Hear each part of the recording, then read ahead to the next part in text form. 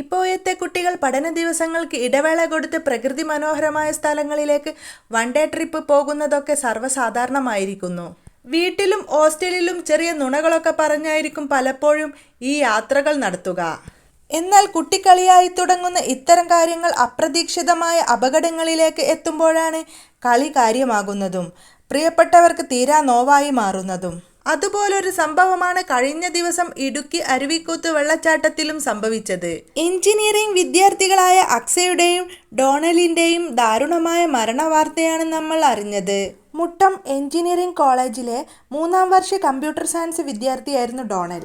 ഇടുക്കി മുരിക്കാശ്ശേരി സ്വദേശി അക്സ കൊല്ലം പത്തനാപുരിയിലും 1ാം വർഷ cyber security വിദ്യാർത്ഥിയായിരുന്നു. 3 മാസം മുമ്പാണ് അക്സ ഈ കോളേജിലേക്ക് എത്തിയതും ഡോണലുമായി സൗഹൃദത്തിലായതും.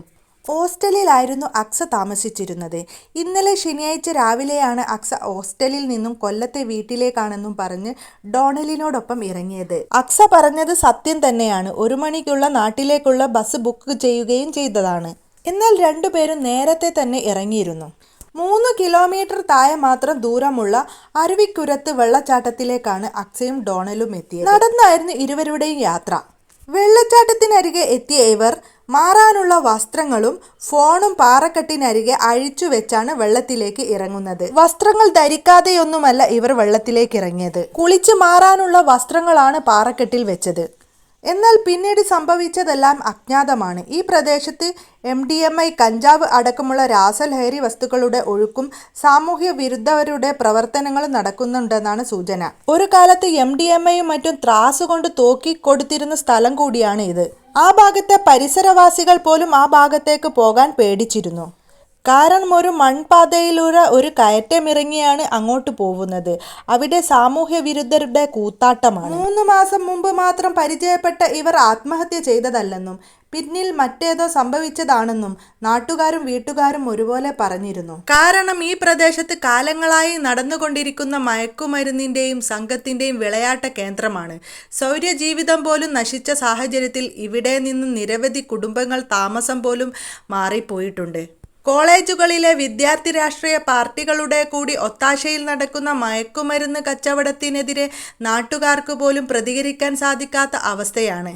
ആരെങ്കിലും ശബ്ദിച്ചാൽ അവർ സദാചാരവാദികളായി മാറുകയും പോലീസ് കേസിൽ കുടുങ്ങുകയും ചെയ്യും. അങ്ങനെയുള്ള നിരവധി അനുഭവങ്ങൾ നാട്ടുകാർക്ക് ഉണ്ടായതോടെയാണ് അവർ ഇത്തരം സംഭവങ്ങളിൽ പ്രതികരിക്കാതിരിക്കുന്നത്. എന്നാൽ ഡോണലിന്റെയും അക്സയുടെയും മരണത്തിൽ മറ്റു കൈകളൊന്നുമില്ലെന്നാണ് പോസ്റ്റ്മോർട്ടം റിപ്പോർട്ടിൽ പറയുന്നത്. ഇരുവരുടെയും മുങ്ങിമരണമാണെന്ന് സ്ഥിരീകരിച്ചു.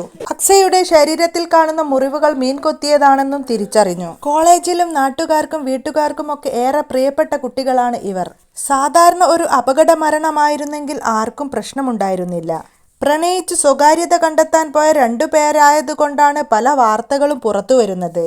അച്ഛനും അമ്മയും അറിയാതെ പോയതുകൊണ്ടാണ് ഇങ്ങനെ സംഭവിച്ചത് എന്ന് പറയുന്നവരുമുണ്ട്. അത് ഒരു പരിധിവരെ ശരിയാണ്. പണ്ട് മുതൽക്കേ പ്രണയകാര്യമൊന്നും ആരും വീട്ടിൽ പറഞ്ഞിരുന്നില്ല.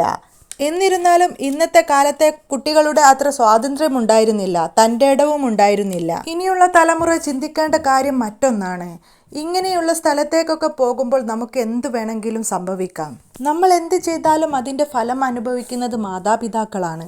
നല്ലത് ചെയ്യുമ്പോൾ അഭിനന്ദിക്കപ്പെടുന്നതും ചീത്ത ചെയ്യുമ്പോൾ കുറ്റപ്പെടുത്തുന്നതും വളർത്തുദോഷം എന്നൊക്കെ പറയുന്നതും ഇതുകൊണ്ട് തന്നെയാണ്.